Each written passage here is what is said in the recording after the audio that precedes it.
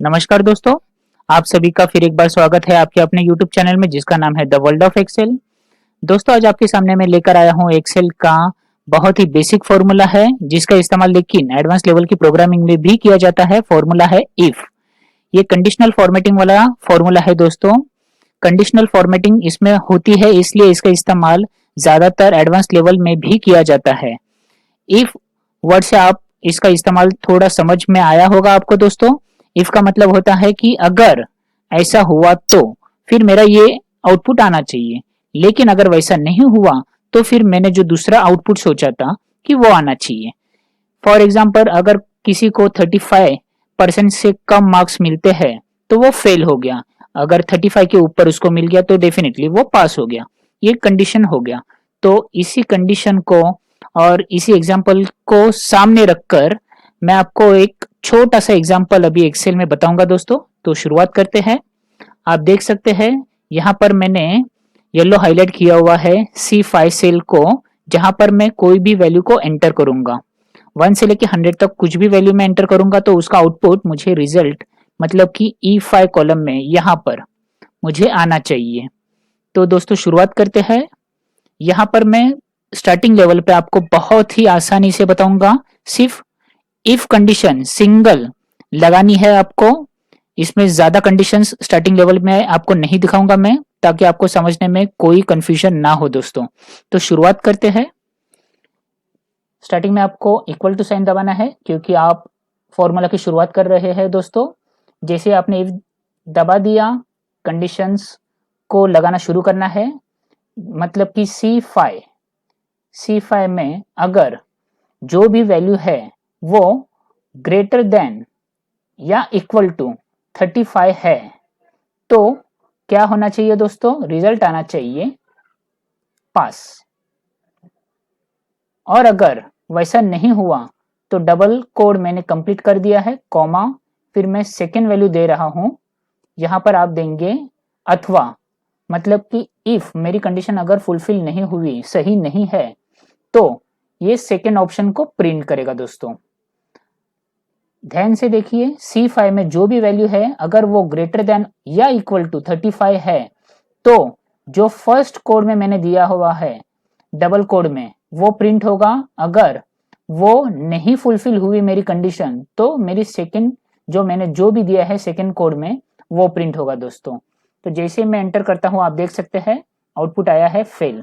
अगर मैं यहाँ पर 35 देता हूं तो पास। 35 के ऊपर मैं कोई भी अगर वैल्यू यहाँ पर एंटर करता हूं जैसे कि 60 तो भी आएगा पास।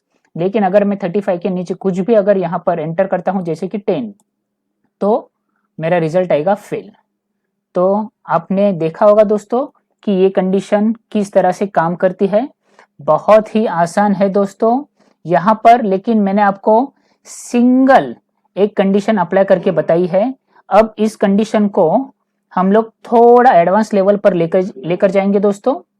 तो इसलिए मैं यहाँ पर एक सेल छोड़कर C7 में नई कंडीशंस को अप्लाई करता हूं और नया फॉर्मूला यहाँ पर लगाता हूं दोस्तों। यहाँ पर भी हम लोग मार्क्स को ही कंसिडर करने वाले हैं, लेकिन मार्क्स अगर 35 के नीचे है तो आउटपुट आएगा फेल।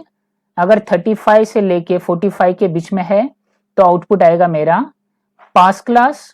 अगर उसके ऊपर जाता है अप टू 60 तो फर्स्ट क्लास। अप टू 75 तक अगर मार्क्स मिलते हैं तो मेरा आउटपुट आना चाहिए डिस्टिंक्शन। ठीक है दोस्तों, तो शुरुआत करते हैं। मैं इस सेल को हाईलाइट कर देता हूं दोस्तों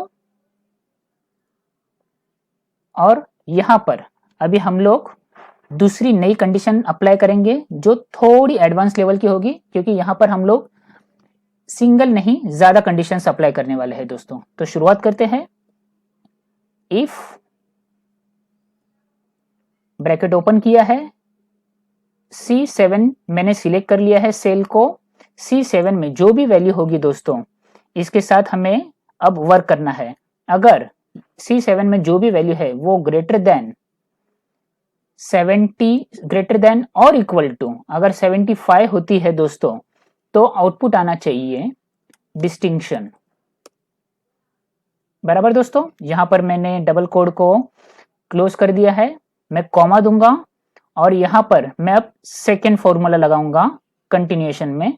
इफ ब्रैकेट फिर से ओपन दोस्तों, सेम C7 सेल को मैं सिलेक्ट करूंगा। C7 में अगर 75 तक था तो डिस्टिंक्शन, लेकिन अगर C7 में सेकेंड कंडीशन मेरी है, अगर वहां पर है ग्रेटर देन और इक्वल टू 60, तो मेरा आउटपुट आना चाहिए दोस्तों फर्स्ट क्लास।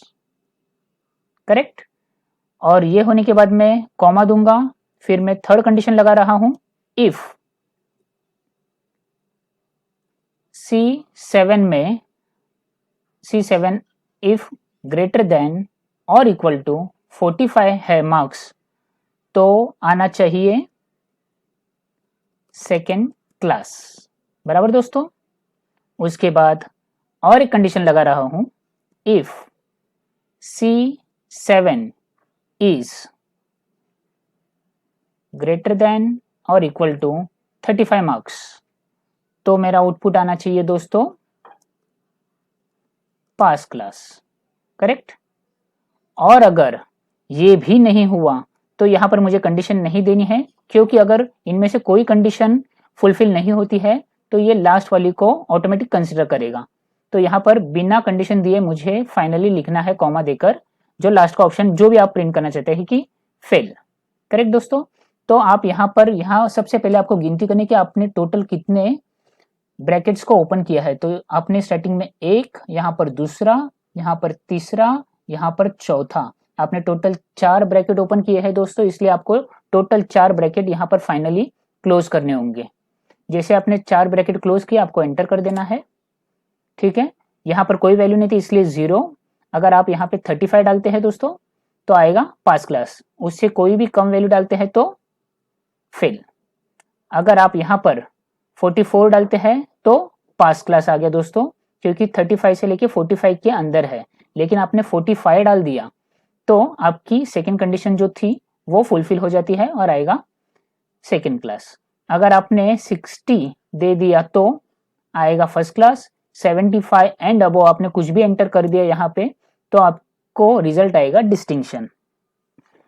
तो ये फॉर्मूला आपको थोड़ा स्टार्टिंग लेवल में टफ जाएगा दोस्तों, इसलिए पहले इसका इस्तेमाल बेसिक लेवल पे कीजिए। मतलब कि जो मैंने आपको स्टार्टिंग में बताया था, सिंगल एक कंडीशन को अप्लाई कीजिए और फिर इसका आउटपुट देखिए, इसके साथ थोड़ा खेलिए, इसको समझिए।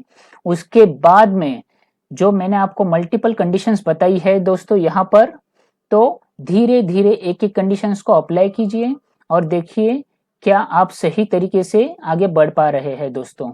ये कोई इतना डिफिकल्ट फॉर्मूला नहीं है दोस्तों, इसका इस्तेमाल बहुत आसान है, बस आपको थोड़ी मेहनत करनी होगी, थोड़ी प्रैक्टिस करनी होगी।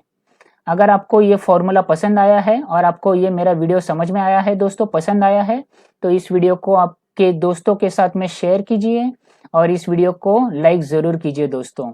और हाँ, इस चैनल को सब्सक्राइब करना मत भूलिए। धन्यवाद दोस्तों।